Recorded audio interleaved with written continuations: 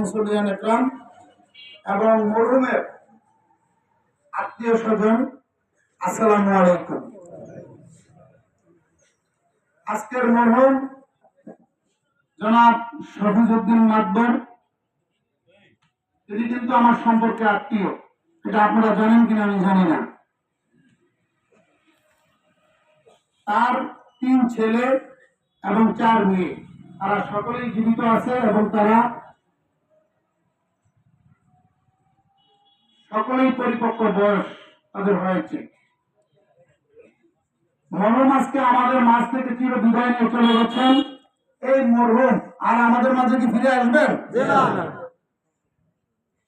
জন্মগ্রহণ করলেই মৃত্যু গ্রহণ করতে হবে প্রত্যেক প্রাণীকে।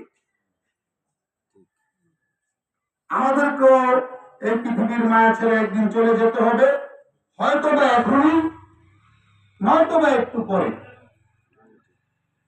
যেহেতু আমরা সকলে এই পৃথিবীর মায়া ছেড়ে চলে যেতে হবে রাব্বুল আলামিনের ডাকে, সেখানে একটি অনন্তকাল রয়েছে যার শেষ নাই। সেই পৃথিবীর, সেই জন্মের শেষ নাই। এই পৃথিবী শুধুমাত্র সেই পৃথিবীর হয়তো বা 2-3 মিনিটের সময় নিয়ে আমরা এই পৃথিবীতে এসেছি। আপনারা জানেন আমাদের বাড়ির আঙিনায় একটি ফুল আছে, ওই ফুলটা সকাল 8টায় ফোটে, 10টার মধ্যে ঝরে পড়ে যায়। মাত্র তার সময় হলো কত? 2 ঘন্টা। এই পৃথিবীতে আমাদের সময়টা এরকম। এই আমরা ফুটলাম, জন্মগ্রহণ করলাম, এই আবার আমরা কি মৃত্যুবরণ করে পৃথিবীর থেকে চলে গেলাম।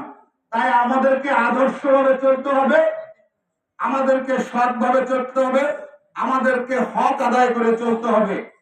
সকল গুনাহের মাপ রাব্বুল আলামিন করবেন, কিন্তু হকের মাপ যার সাথে আমার অন্যায় হয়েছে, যাকে আমরা ঠকাইছি, তিনি না মাফ করলে রাব্বুল আলামিনও স্বয়ং মাফ করবেন না। এটা স্বয়ং নবী করিম সাল্লাল্লাহু আলাইহি সাল্লামের ঘোষণা। আরো একটি নবী করিম সাল্লাল্লাহু আলাইহি সাল্লামেরও শেষ বিদায়ে একটি বক্তব্য ছিল, হে ওমর, আমাকে রাব্বুল আলামিন ক্ষমা করবে না যদি আমাকে তোমরা সকলে ক্ষমা না করে দাও। এরকম একটি কাহিনী আছে, কাহিনী বললে অনেক সময় লাগবে, আমি সেদিকে যাব না। তাই আমাদেরকে সৎভাবে চলতে হবে। যেগুলা রাব্বুল আলামিন নিষেধ করেছেন, নবী করিম সাল্লাল্লাহু আলাইহি সাল্লাম যা নিষেধ করেছেন, আমরা তা করব না। আমরা বিশেষ করে এই যে আজকের সমাজে আমাদের সন্তানেরা জুয়া খেলে, মদ গাঁজার সাথে জড়িত হয়ে গেছে, এগুলোর থেকে আমাদেরকে দূরে থাকতে হবে। পাশাপাশি রাব্বুল আলামিনের প্রদত্ত ফরজ কাজগুলা, 5 ওয়াক্ত নামাজ আমাদেরকে আদায় করতে হবে। নবী করিম সাল্লাল্লাহু আলাইহি সাল্লামের সকল বাণী সুন্নাত গুলো আমাদেরকে পালন করতে হবে। আমরা অনেকেই সকল সুন্নাত পালন করতে পারি না, তারপর আমাদের করার জন্য সকলেরই সচেষ্ট থাকতে হবে।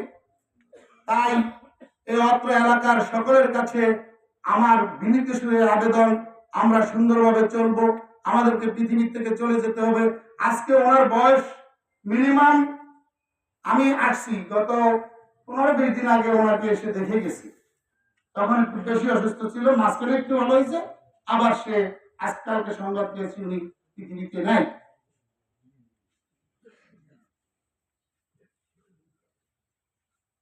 আমাদের প্রত্যেককেই চলে যেতে হবে এই পৃথিবীর মায়া ছেড়ে। আমার দাদা নাই, আমার বাবা নাই, আমাদের সন্তানেরাও আমাদেরকে একদিন দেখবে না। আমরা সবাই ভালোভাবে চলবো তো ইনশাল্লাহ। এই মাদ্রাসার প্রতি অনেক মায়া, মায়া আমি শেষ করতে পারি না।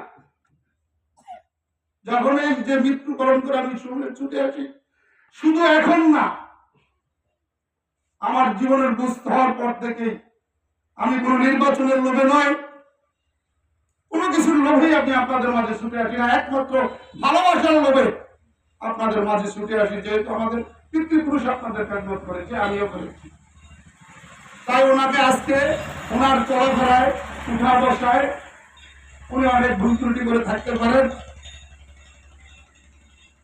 আমরা শেষ সময় ওনাকে ক্ষমা করে দেবো, যাতে রাব্বুল আলামিন ওনাকে ক্ষমা করে দেয়। আমরা ক্ষমা করে দিব না ইনশাআল্লাহ।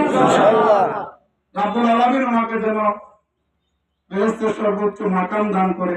এই প্রত্যাশা রেখে তার সন্তানদের কাছে আমার অনুরোধ থাকবে, বাবা শূন্য হাতে চলে গেছেন, কিছুই নিয়ে যেতে পারেন নাই, তার আমল করার আর সময় নাই, আর সুযোগ নাই।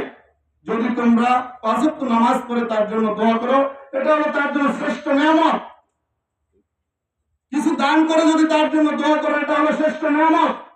এই নিয়ামতটুকুকে তুমি তোমাদের বাবাকে কিছু দেওয়ার জন্য চেষ্টা করবা, এই প্রত্যাশা রেখে সকলে ভালো থাকবেন। ওনার জন্য আমারও দোয়া চাই। আমি আমার বক্তব্য শেষ করছি। আসসালামু আলাইকুম।